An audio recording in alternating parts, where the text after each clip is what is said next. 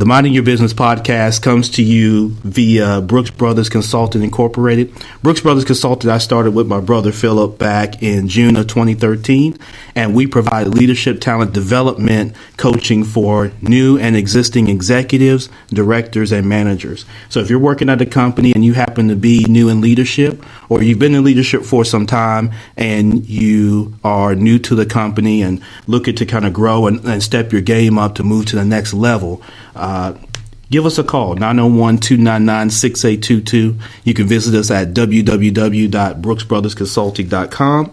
And you can also email us at info@brooksbrothersconsulting.com. Today is episode 36 of the Minding Your Business podcast. We're moving right along, y'all. I've got a special guest in the building that I'm going to introduce shortly that y'all been waiting on for some time and worrying the hell out of me. So, without any further ado, I've got her, but you know how we do it. Let's get the music cranking. Turn it up. What we do here is go back.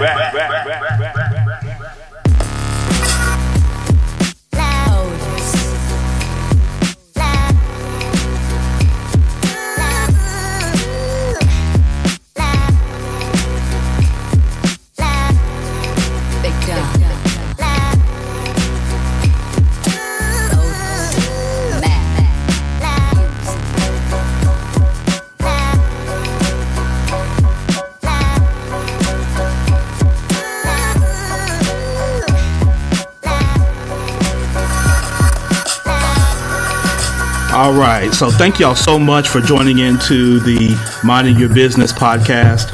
Today is Friday, February the 23rd, 2018. And the weather's been so crazy here in Memphis. You know, we've gone from, I think earlier in the week, it was 75 and sunny. Then the next day it was 45 and raining. And then the next day, then it gets to 50 something and raining. And now today it's back to 70 something and partly cloudy.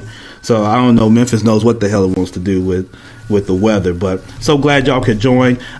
Make sure that you share the podcast.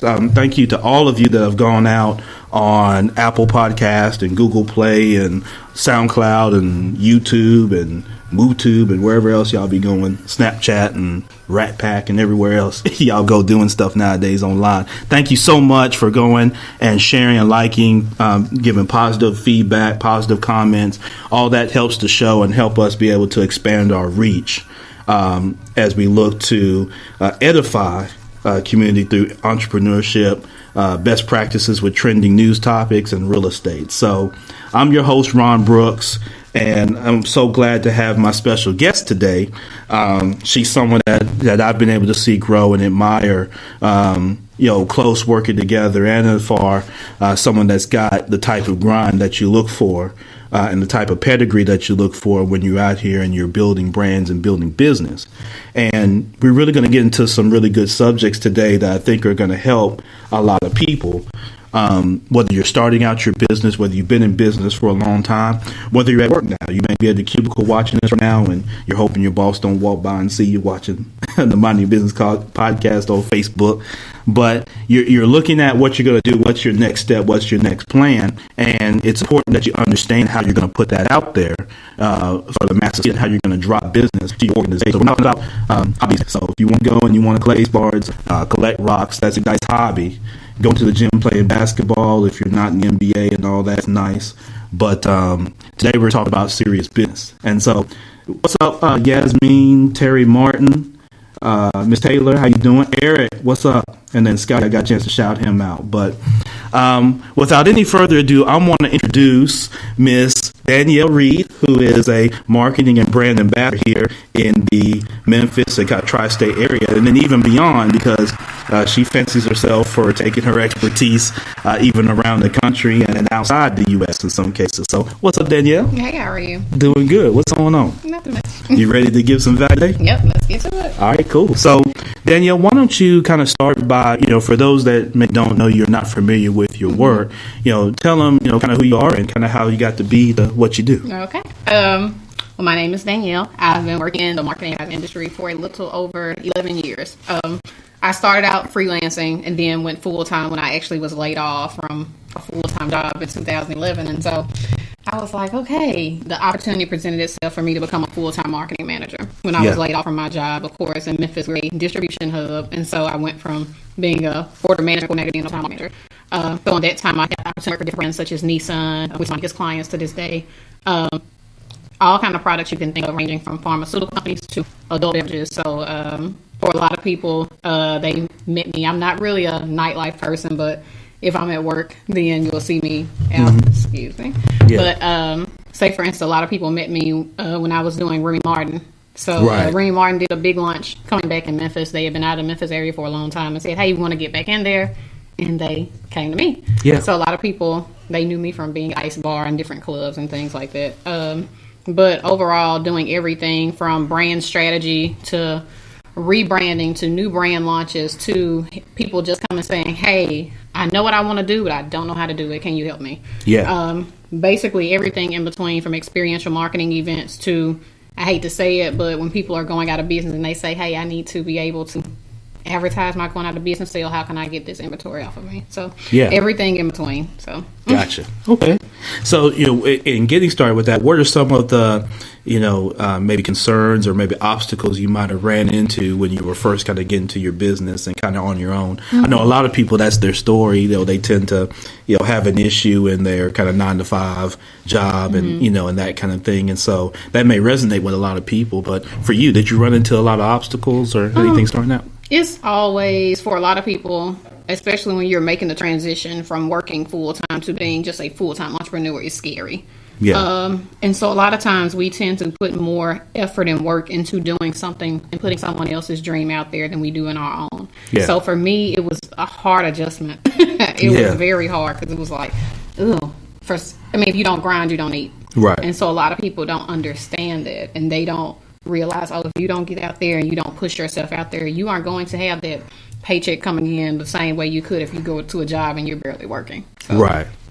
So for you, how would you define, because a lot of times I find when I'm consulting with business owners, whether they're new and in some cases it's even interesting, Danielle, when they're existing, have been in business for a while, and they don't know the difference between, say, like marketing and branding and advertising. They tend to either define one for the other, loop all in at one. How would you define marketing, branding to advertising? Okay. So, of course, all of it is part of marketing. But what people don't understand is the brand is, who are you? What makes your product different from someone else's? So, say a brand is, what do people think of when they hear your name? So, say with Nike, everybody knows swoosh, just do it, etc. Right. So you have to know how do I want people, when they hear whatever the name of, whatever product it is that you have, whatever company it is, what do you want people to think of? What's the tone that you want to say for your products? What's the message that you want people to always know and have that clearly defined? For a lot of people, they put so many, especially on social media. Right now, social media is your number one marketing platform. People are moving away from magazines, things like that. Now, if you're a certain product, like a luxury product or things like that, you will still see they still use print ads in certain, magazines, and that's totally fine. You necessarily won't see them, heavy advertising on social media, things like that, because of who their target demographic is. Yeah. So when you're doing your branding, you have to say, okay, who am I? What is it I'm trying to say? Who am I trying to reach? And how am I going to do it? So for a lot of people, they don't know how to clearly define that. They'll sit up and say, I've looked at some people's social media pages, and it's like they don't even have a social media tone defined.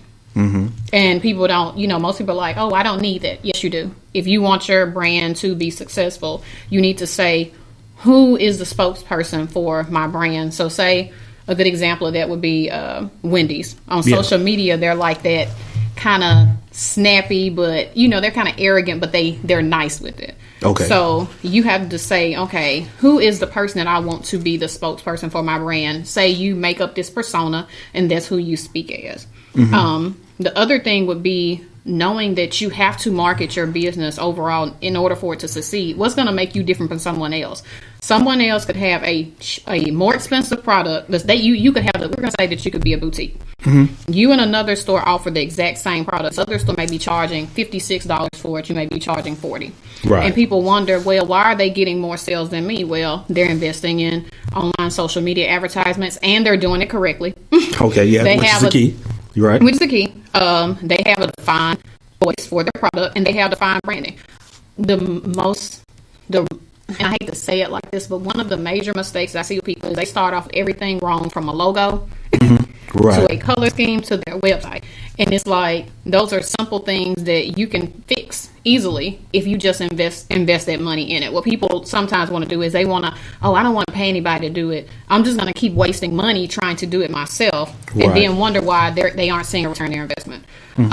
So then, of course, with that, advertising, of course, is another part of it. So how are you going to get that? How are you going to get your branding out there? Who are you trying to reach? Who is your target demographic, and how are you going to reach them? And so it's really detailed, but a lot of people don't understand that it's easier for you to have someone else do it for you if you don't know what you're doing. Right. That whole delegation piece of it. It's all about delegation. So for a lot of people, they think, oh, well, I can do this myself. They don't know the first thing about social media. They don't know the first thing about social media marketing. They don't know anything about search engine optimization. They don't know anything about using Google Analytics. They don't know anything about anything new that's coming out, and that's where let me come in. Where we say, hey, you spent $5,000 on Facebook ads last year. What was your return on investment for that? A lot of people are like, well, people click on it. Well, what was your click through? What was your follow up? What was your return on that? And so it gets to be really detailed. And a lot of people, they don't understand everything that's out there. One of the major things that I've seen change in the industry is that you have a lot of people who sit up and they want to post a lot of videos, video advertisements. They don't understand the target demographic is moving away from that. Right. If it gets their attention in 2 seconds, you waste your time. So, every day is changing, and you have to be able, if you're not in tune with the marketing world, you're not out. Gotcha. So you spoke to Danielle about social media tone, which I hadn't heard that term before, and actually kind of really caught my attention. So how do you find that? And, I think a lot of people, they've been on social media for most people has been around 10 years, 8 to 10 years. They're on Facebook, and maybe Twitter, that kind of thing, and they haven't really seen any movement. They're on there personally, and then they're trying to do their business and whatnot. So how would you define someone trying to find their tone? Okay. So one of the things that you want to do when you're trying to find a tone is you want to say, how does this resonate with my target consumer? So for a lot of people, say a good example for that would be, if you're a beauty product, are you the girl next door, or are you a beauty advisor? So they can take it 2 different ways. You can say, okay, am I going to be the pretty girl next door who's just giving out advice, or am I going to be that person who's kind of pushy and wants to actually just try to sell? So, you have to decide which tone you want to use depending on your product. For some older people, the beauty advisor works because they'll look at it like, okay, this person, your target demographic is baby boomers. You want to go beauty advisor because they're looking for someone, they know what they're talking about. Compared to if you go girl next door, you say build a relationship with the person, build trust, and then you say, hey, well, this is something I've been using, blah, blah, blah, blah, blah, and this is how it can work for you. So it really just depends on your target demographic and what your individual results are. And so for a lot of people, it can just be how you say it. So for instance, a good example would be, hey, sign up for this product. Okay, young people that catch on to them. For other people that's not going to catch on, for them to be, are you tired of those wrinkles? Something to get them, just relating to, or, it's a difference in how you say it. And for some people, they don't understand that the major thing when you're doing social media tone is you want to say, make the connection and say you. This is you. And people, they know it all the time. All the time. So if you're advising someone, let's just say that they're frustrated because they've been on social media for some time, and maybe they get, a lot of people have learned, algorithm crossover as that's become more public with, particularly with Facebook. So, people that are looking for engagement, what would you suggest, kind of as they build that tone? Obviously it's not something you can do overnight. Yeah, it's not. One of the things I would say is that, they have advanced algorithms now. Now it's more towards a learning computer. A lot of people don't know that. So what it does is it's actually sitting up and it's tracking what are your target consumers, what are they searching for, what are they doing out there on the computer. That's information that's out there that can be utilized to learn how to do it. So one of the things I would say is, let's see what type of ads you've been posting in the past. Let's see how much you spend on them. Let's see what's your click through, what's your conversion rate. A lot of people necessarily, when they go on their Facebook ad dashboard, they don't necessarily know what they're reading. And a lot of times Facebook necessarily doesn't want to make it easy for you to understand, because then you may say, well, maybe I need to stop utilizing Facebook. Instead, me personally, I wouldn't recommend for a person to necessarily just use Facebook ads. I would do more on search engine optimization, so that then when they're on Facebook, it'll show up on their Facebook feed because of where they've been somewhere else. But a lot of people don't know how to utilize that information. So it's basically saying, what have you done before? And let me show you the mistakes that you made. Let me show you why these click-throughs are not turned into conversions. And a lot of people don't understand it, because Facebook will say, oh, well, you had 100,000 views of this ad. A view can be me just scrolling and I never actually see your stuff. It just happens to be on my feed, but I just keep scrolling. But Facebook will count that as a view, compared to if I slow down, even if the video, say if it's a video and it automatically plays, that doesn't mean I paid attention. That doesn't mean I was actually watching it. Right. Exactly. But and that's what I was going to get, because sometimes people look at those numbers and they're so skewed, you know, so, and then people will, you know, obviously people brag about, you know, anything they can find that they can brag about, particularly when they're ignorant of the fact and hadn't done the back research. So they may look at a video and say, oh, well, it's got, you know, 1,000 views, or it's got this or that, and they kind of brag about the materialism around the sensationalism around the number. But like you were saying, because when you're scrolling through, if you can scroll through it and the audio not come on, but you just see the video, you could sit there and watch the whole video, I guess, if you want. And then, like you said, Facebook's go catch that as a view. And so, you know, I think that's good education for people and for the audience. And so for those, if you're just picking up on the podcast, this is Danielle Reid, Marketing and Brand Ambassador, as our special guest on the Minding Your Business podcast. So it's interesting. So beyond social media, because I know that's become such a big thing, and you know, of course, it's free to set up your account. It's got a large population, so naturally it's a draw for the masses. But you spoke some about search engine optimization and some other things. What are some other things that people can tap into to build their brand, or, you know, to kind of advertise or promote outside of just social media? Because I think, you know, as it becomes so much more saturated and things like that, it's going to be there. It's ingrained in our culture. But anything that, like I say, becomes saturated, it's kind of hard to then get your message through, and then it costs you more to get your message through. So, like, for instance, does some of the old school kind of stuff still work? Yeah. It depends on what it is, and it depends on what your specialty is. Yeah. Say, for instance, certain things for direct mail don't work at all. Okay. Unless you specifically target a certain demographic in a certain area and you know exactly what you're sending them. Right. That's totally fine, but it's very expensive. Yeah. So your return on investment is going to be extremely low on it if you aren't doing it correctly. So a good example of this is I work for a government agency, and we send out postcards. Right. They're extremely expensive. They probably spend about $40 million a year. Do they see a return on that? No. But to certain brands, and when we use it correctly and this is, of course, some of this happened before I became on board, but say if we're going for one specific target, it works great. But it has to be personalized for those people. If it's not personalized, it's a waste of money. But realistically, with the changes, and it's amazing because, say, 2 years ago, you could put up a billboard, and billboards are very affordable. You could see a major return on that. Social media has and the internet has taken over, and that's just being realistic. Now, the thing is that people don't realize where all they can advertise. Right now, Instagram is very efficient to advertise on, very low cost. Yeah. You could even do something as simple on Snapchat for the younger demographic. I hate to refer to them as that, but if that's your target demographic, it is very inexpensive for you to get a Snapchat filter made with your product on it. Okay. And you can target that to geofencing. That's something else that's very popular, geofencing, and a lot of people don't know how to use it either. But it's part of social media. Yeah. Where if you're somebody's in a particular area, you can geofence them to have an ad pop up while they're on Facebook and they're near your place of business. Right. So there are many different ways out there that you can utilize. Another thing that's becoming very popular is YouTube ads. Yeah. And so the difference in me personally, if I'm investing, I'd rather invest in YouTube than Facebook. Reason being, you can't always skip it. You can make your ad either skippable, or you can not make it skippable on Facebook. It's up to you. Right. A 6-second ad catches their attention if you do it right, if it's utilized correctly. Right. Catch their attention. Go ahead. Tell them what you want them to do, why you want them to do it, and then you go on about your business. It's easy for you to do it if you make sure, hey, what type of videos am I being advertised on? Right. It was a pharmaceutical company that makes a HIV medication. And it was funny because one day I read an ad, and it said on there, it was actually an article. And they said on there they were going to be testing YouTube ads. And literally every single person that went on YouTube for this one particular day saw an ad from them. Oh, wow. No matter who you were in the country, they literally spent, I think they said over half of million. Yeah, it was about $500 million Yeah. And they put it into every single person who got on YouTube that day, no matter when you got on. If you scrolled, you saw an ad from them. If you played a video, you saw an ad from them. Yeah.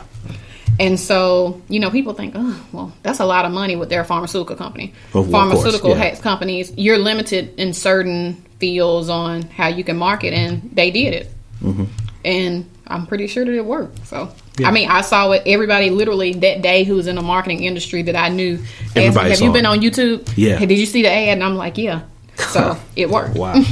So, for someone like that, if we could stay on that for a second, Danielle. So, if someone like it were to leverage, say, YouTube video, and say they got a limited budget. So they're listening to the podcast, they're watching on Facebook Live, and they're like, well, obviously, hell, I ain't got $500 million. So is that something I can still get into if maybe I have a limited budget and I can maybe be strategic and creative with it? You can go a couple of different ways, especially on YouTube. If you don't have a budget to necessarily buy ads on so many videos, another way that you could do it is you could find someone to be the face of your brand on YouTube. People don't understand product placement is everything. It doesn't even have to be where you have to have a person talk about your what you do. It can be as simple as I'm advertising for iPhone, and iPhone paid me to put this in there, and I'm as simple as I'm just doing something else, but I'm showing their phone. So something as simple as that, and it costs nothing to you. All you're doing is you're just sending your product to the person and saying, hey, when you make your next videos, can you make sure my product is in there? Yeah. Yeah, and I've seen that with people. Obviously, they do that in the clothing industry where, someone can, wear a hat or a T-shirt or do whatever. So, yeah, that's interesting. And there's some things that I wasn't even aware of in terms of, YouTube advertising. So, for yourself, I know you mentioned you do some work for Nissan and some different brands. So do you do this kind of work for them, or do you help them with some other It things? depends on the client needs. Sometimes, yes. It's very detailed, so people have to understand before you get ready to do a brand launch, it starts anywhere from about 2 to 3 years out. Okay. So it's very extensive work. I've been pulled off of projects from other clients and said, hey, can you help us with this? Yeah. It's totally fine. But a lot of times it takes, it's real time consuming, but when it's done correctly, then it's done right. For me, I like to get my hands in things from the beginning rather than to be pulled on at the last minute and then like, oh, okay, this should have been done in the beginning. This should have been done. This should have been done. And that's one of the things that I've seen lately. I'm preparing for a brand launch in March and going back and I'm looking at some of the things that my predecessor did, and I'm like, right. No, this could have been. This could have been avoided. This could have been avoided. This could have been avoided. Right. So it's very time consuming, but it's worth it in the end. Okay. Yeah, definitely. If you're happen to be on Facebook Live, and if you want to join, or if you have a question for Danielle, post it in the comments, or you can post #LetMeOnRon, and I'll actually invite you, and you'll be split screen with us, and you can ask Danielle a question, or even myself if you want to do that. So, Danielle, one of the things I'm always interested in is, from a best practice standpoint, is how you've been able to kind of build your company and kind of your reputation while also having children and family and things like that. A lot of people run into when they're trying to be successful and they want to get out and grind and get started, sometimes they're held back by the same folks that really should be there to kind of support them. It could be family, it could be friends, colleagues, and then obviously people when you add in children.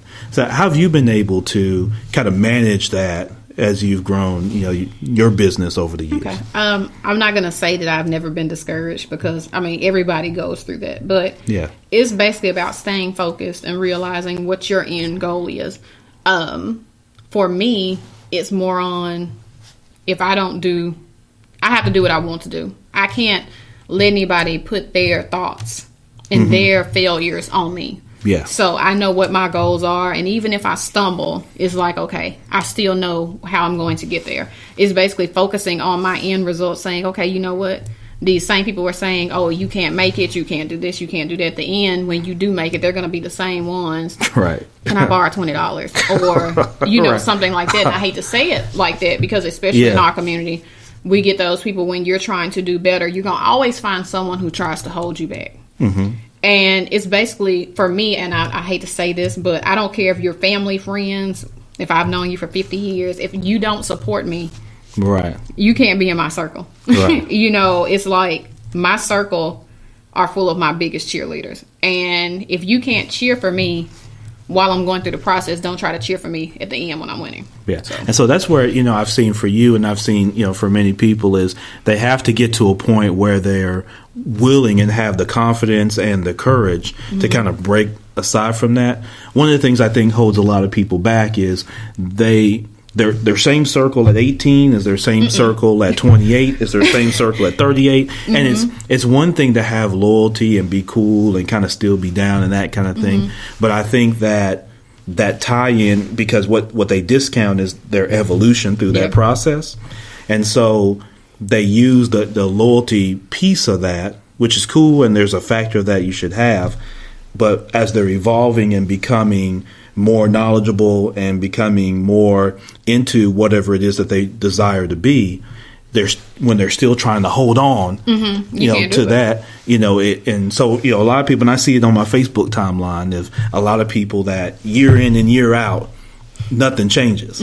So they had goals in 2013 that become 2014 goals, that become 2015 goals, they become 2016 goals, 2017, 2018. Yeah. So you're going through these years and nothing really changes because they don't really change their environment. They're fearful of getting out and networking and meeting people. And some of that because they're not as confident maybe in what value they bring. And so it's just interesting when you see that as you talk about it. I mean, I can love a person from a distance. For me, you cannot be in my close circle if you don't motivate me to do better, or if I don't motivate you to do better. And that's what people don't understand. They'll sit up and they say, well, this person has been friends with me since I was in first grade. That's fine.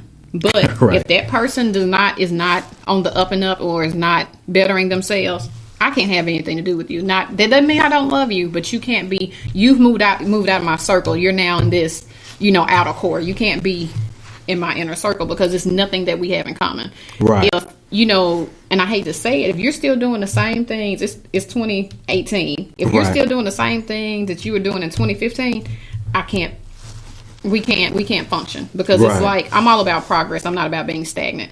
And for a lot of people, I think they're fearful of change because it's been embedded in them that, hey, well, if you already have a decent job, you're making $50,000 a year, you should be fine with that. Especially, say for me, when I told my parents, and of course, they're the older generation, they grew up not knowing, hey, they can have, we can have our own businesses. They didn't think like that. They thought on, well, if you got this good warehouse, this good job right here, you need to stay there. That's where you need to stay, instead of, hey, entrepreneurship is what got you that, because you're fulfilling someone else's dream. And I don't want, it's like, I don't want that for myself. I don't want it for my kids. I don't want it for the next generations.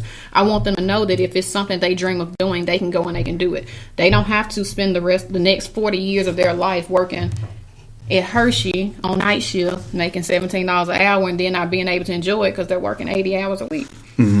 It doesn't have to be that. And so for a lot of people, they're fearful of change, and then they allow other people's fear to come onto them.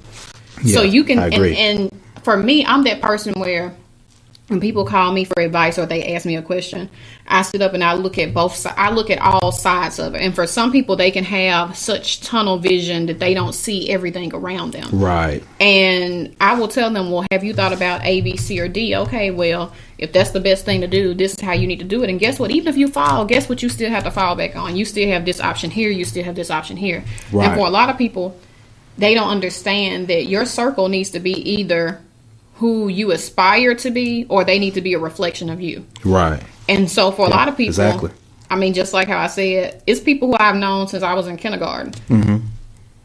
I don't associate with you. Right. Because you're still doing the same thing that you were doing when we graduated high school. Yeah. And it's nothing, we have nothing in common. Exactly. And this is no knock, because you touched on this from a demographic standpoint. And so no knock on anybody that's listening to the podcast that's a baby boomer or watching on Facebook. But, here's kind of what I've seen. You could tell me what you think on this, Danielle. I've seen baby boomer parents, if you think of when they grew up. So most of them grew up and came to age in the kind of the 60s, 70s kind of time frame, where you had obviously you had Vietnam, you had the civil rights movement, and so there was a lot of kind of chaos. A lot of the world was changing, and you had leadership, particularly in, African American, Black, whatever you want to say, in the community where that leadership was, either went to jail or was killed. Mm-hmm. And so they saw that as kids. And so what I think happened is, the economy continued to grow. You got through Vietnam, and you had this period where you started having, people being able to move out of the city, go to the suburbs. And there was this easy tie-in of, well, if you follow this pathway, you go to college, you get this degree, so you become that much more marketable. And then you go and you can work and make this amount of money for the rest of your career. And it's like a lot of things, the early adopters, sure, that's maybe what works for them, mm-hmm. right? But what happens is people don't evolve their thinking, and they don't pivot when the world goes in a different direction. Yeah.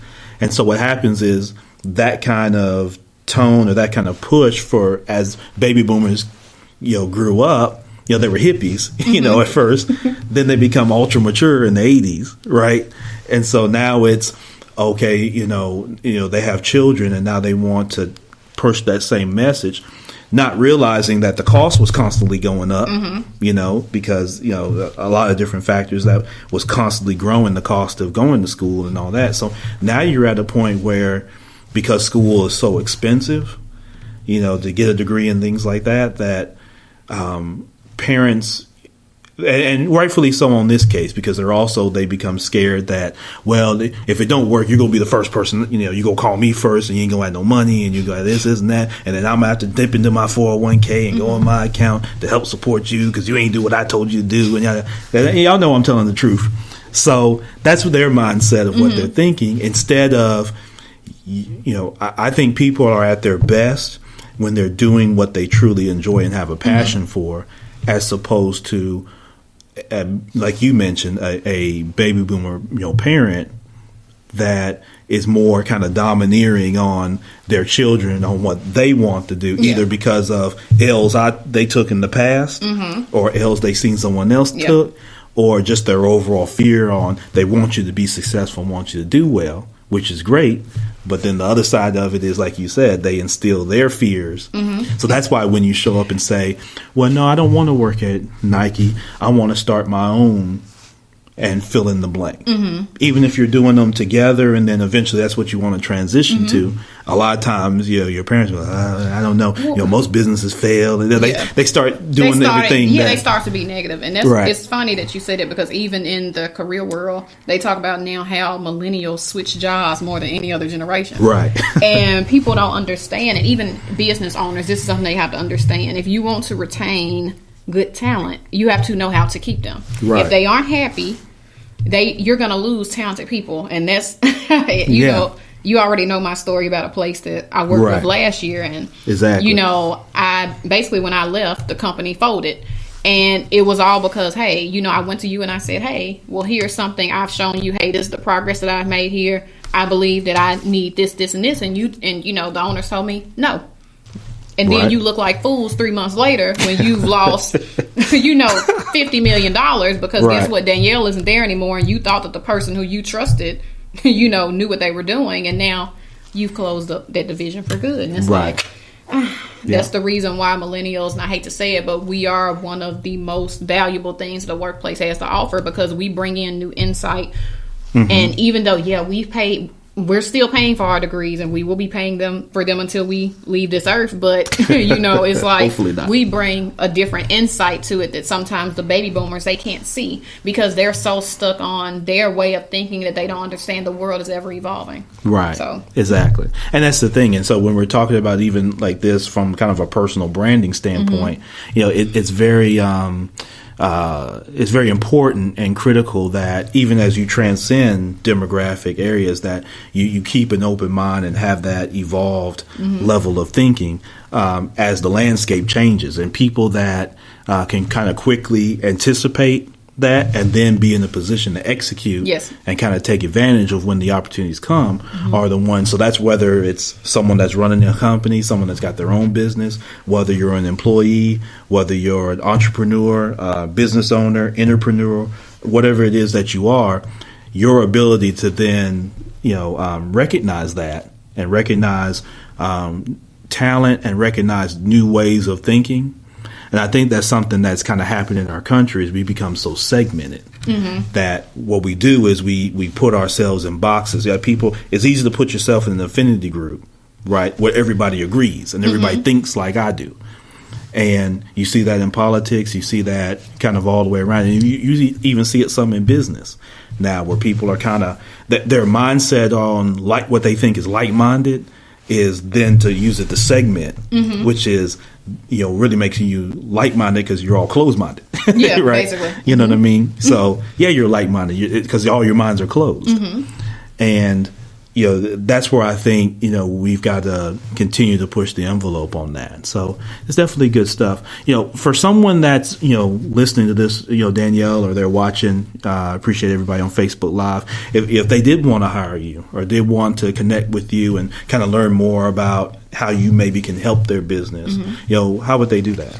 They can email me at danielle@daniellereidpr.com. Normally, of course, I have a professional Facebook page, but a lot of times it's easier for me to get an email from a person for them to outline exactly what they need, and then I'll set up a time to call them or video chat or meet for coffee at Starbucks or however they choose to do it. I don't necessarily discuss a lot of business on my personal Facebook page, and that's another thing. People need to learn to separate business from personal on Facebook page, on Facebook period. And so, sometimes people they'll say, "Hey, well, I need some help." Okay, that's fine for you to connect with me initially on there, but then I'll say, just email me. Yeah, so. Gotcha. So let's just jump into that real quick because I think there's some value there in what you just said in terms of personal and your business on so use Facebook as the example because I think some people struggle, Danielle, with so you got the superficial side of it, right? That Facebook is set up to give you a little bit more engagement on your personal page than on your business page. Certainly in the very short run. Now it may balance out over time, and so some people say, well, I want to use a personal profile for my business page, or use my personal profile to exclusively promote my business.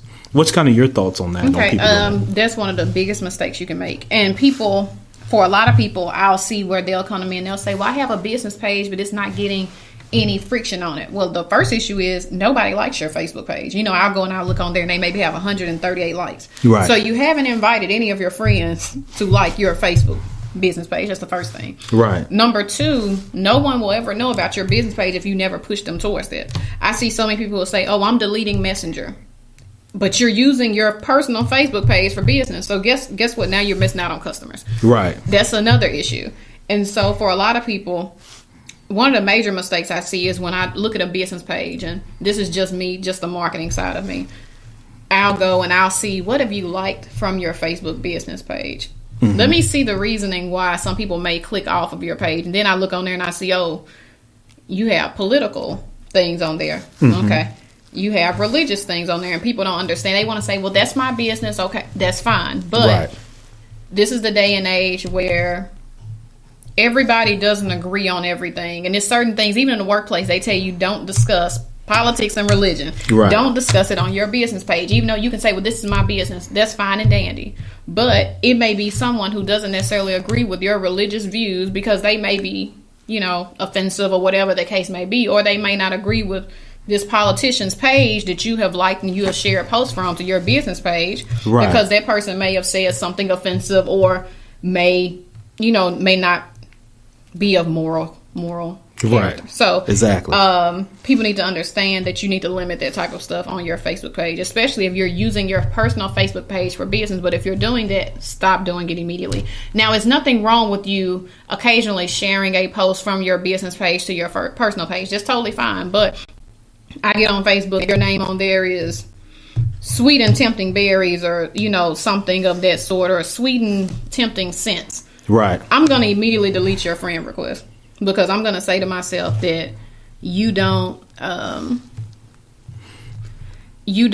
understand how to run a business. Right. And it's like, okay, you took this time to make this personal Facebook page, and what's going to hurt you is and I'm not saying that I'm going to do it, but Facebook does go and occasionally they run through people's profiles. And if they see it's a business page, they go ahead and they delete you. They won't let you get that page ever back. Again, so guess what just happened to all your friends on Facebook? Guess what just happened to all those customers? Work. All of that's gone. Yeah. And so it's like, go ahead and make that Facebook business page. Mm-hmm. Yeah. So Jamara Rogers was asking, she wanted to repeat, please. I'm not sure, Jamara, what you wanted specifically to repeat. So if you'll post it, or if you want to come on and join in, you can ask directly on your whatever device that you're watching the Facebook Live. If you want to ask Danielle directly. So Jamara, if you want to post or comment exactly what you want to have repeated, then we'll see if we can do that. Okay. All right. Cool. So. In terms of, she says, wow. I guess she's catching up. Email. The email. Yeah. Okay. So my email address is Danielle, DANIELLE at DanielleReidPR.com. All right. Excellent. So hopefully you got that, Jamar, and anybody else that needs that. I do encourage you all to reach out to Danielle. You need that kind of support. And again, as I was talking earlier, as things become saturated, become much more involved, a little more in depth, it's fine to want to bootstrap and things like that. You can have that pride of ownership. But at some point, if you're going to begin escalating your business, you got to begin to scale it up. And so then you need expertise outside of just yourself. Look at any business. Jeff Bezos didn't grow Amazon by just sitting in the closet, selling books online himself, right? Mm-hmm. So you've got to be able to bring on, and I know how y'all are. Y'all get, I can't trust nobody, and Pookie don't know this, and I don't trust Ray with my money. I get that, right? So then you got to go back to what we were saying earlier is you've got to include your circle with people that not just you can trust, but do have that open mind of wanting to progress. So you've got to do that. You've got to figure out a way to do that. You can't just sit at home on the couch on Facebook, thinking that you're going to do that. You've got to get up. You got to get out, right? And you got to be on the move. So, Danielle, any other questions or anything else that you maybe want to share in terms of branding? I think it's been a great conversation. You share great value. No, I mean, basically, it's going to be a million people who do the same thing that you do. Yeah. What the main thing that's going to differentiate you from anyone else is how are you going to market it? Yeah. And people don't understand that's the number one thing. Even when you first do your business plan, how are you going to get your name out there? Yeah. And a lot of people, they just sit and they say, oh, I got to get a building. I got to get this. I got to get that. Well, that's where marketing again comes into play. Why are you going to get a building in this area right here when this is not, what's your product? What's your target demographic? It starts from the very beginning. You can set yourself up for failure from the very beginning and not even know it. Yeah, by not having the right strategy and then the right target market. And then so that brings actually another question, because as simple and maybe intuitive that it may be in terms of when you ask people their target market, and one of the things I hate when I ask that question is when folks come back and they say, well, everybody. Who's your target market? No, I said target market. I didn't say, they say, well, everybody's my target market. No. It's like, no, I don't care if you're selling toilet tissue, which hopefully everybody's wiping, but even if you're selling toilet tissue, every human being is still not your target market. You may like that ideally, which every business would, but every person on the planet Earth is not your target market. Yeah, it's not. So, what are your thoughts on that as far as people identifying it properly, their target market? So that's why you create something that are called your character personas. So when you're trying to decide who's going to buy this product, you have to decide, okay, and just like, everybody wants to say, everyone is my target market. Correct. No, they aren't. So even with you doing that, you have to say, well, I may have this person, we're going to say Cottonelle versus Target brand tissue. The person who buys Cottonelle is not the same person who buys Target brand. They may cross paths eventually on certain things, but Cottonelle is more expensive. Target is not as low budget as Select Brand or Dollar Gourmet or whatever. But you have to decide. Hey, well, let's create these personas on who we want to target. So it could be anywhere ranging from. So we're going to use a women's boutique, for example. It could be that okay, with this person right here, one of my target consumers is going to be the 17 to 23-year-old college student. They may be on a limited budget, but their parents provide them with an allowance of $200 a week. That may be one of them. Then you may be another boutique owner that says, okay, I also have another brand of clothing here. It's for the stay-at-home mom who ranges from ages 30 through 45, who she likes to dress up and go out with her friends eventually. She also likes to drink a little bit, so she wants a nice outfit. Right. It's multiple personalities that you can create, and so you have to know, how am I going to reach each one of those type of people? Right. So people think, oh, my target demographic is everybody. No, it isn't. If you're a certain... So here's another good example. So I have a client who she does lashes. Now everybody can say, oh, it's a million people who do lashes. Mm-hmm. That's true.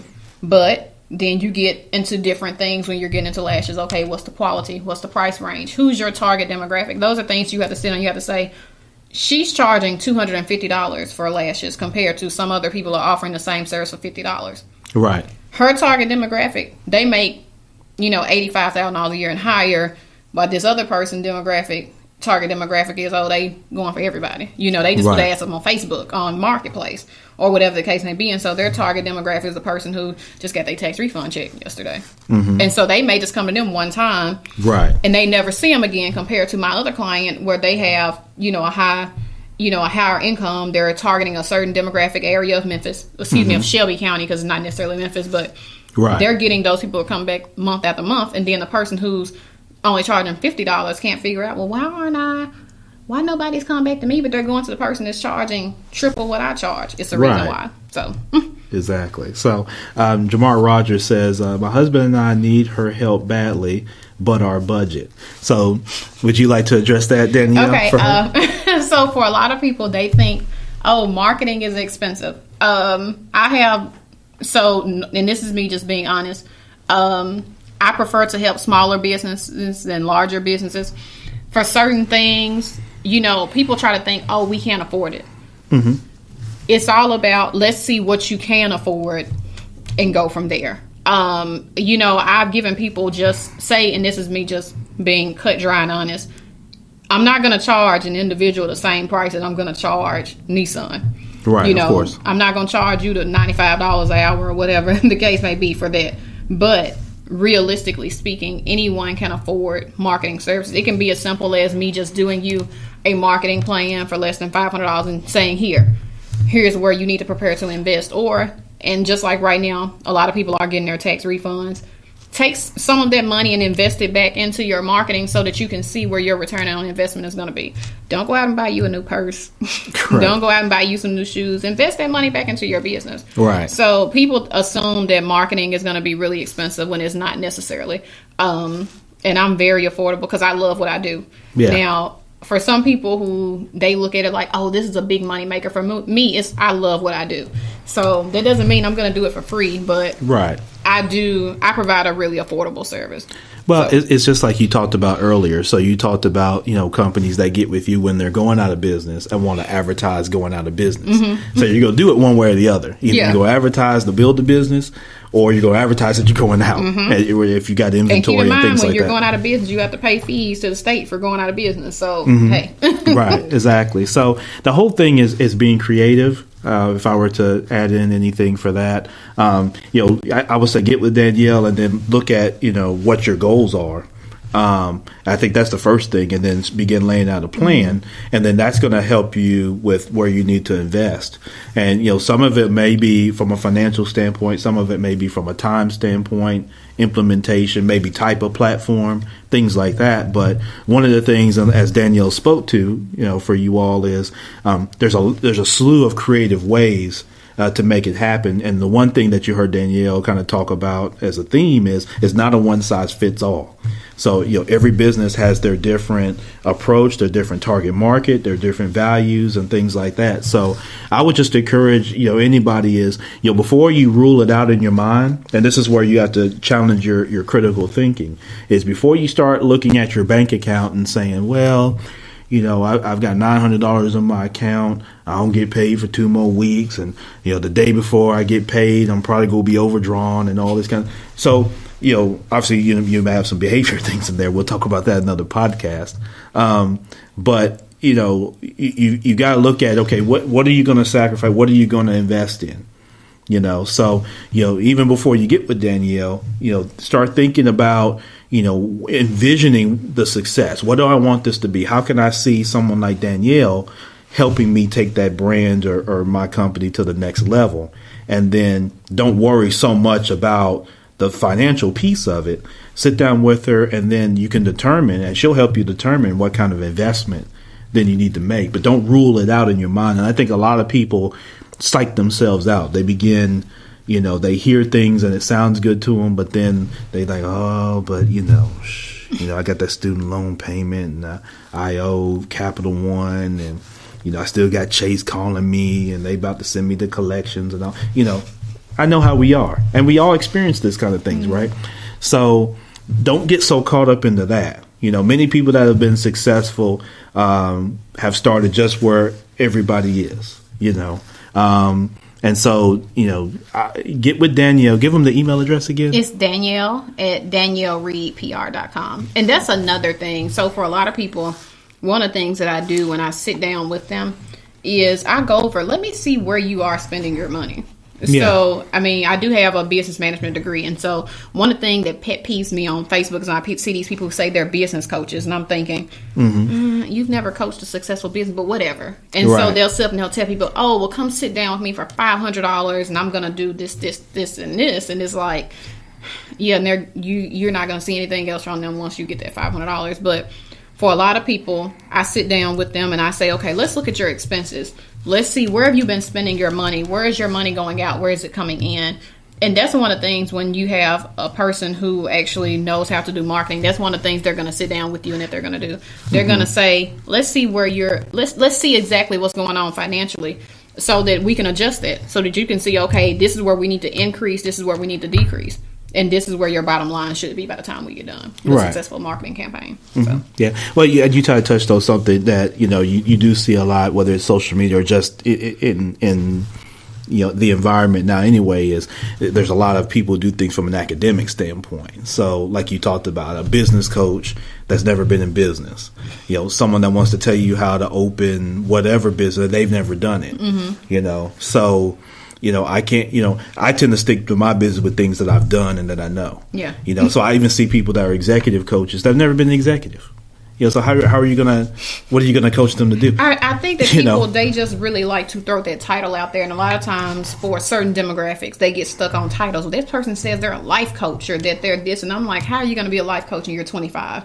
You haven't even seen everything that life has to offer. See, to me, a life coach has to be someone that's lived life. Yeah. So to me, it's almost like you have to. Surface that'd be facetious, but you have to come back as a ghost and tell me. You know what I mean? Like your spirit needs to come back and tell me about you live to be and you've experienced all these different things. Otherwise, you're just talking about things that are academic. Yeah. If you haven't gone through them. And that's another thing. Even in the marketing industry, I see so many people who, and I hate to say this just in Memphis because it's not, but I'll see people who say, "Oh, I'm a marketing guru.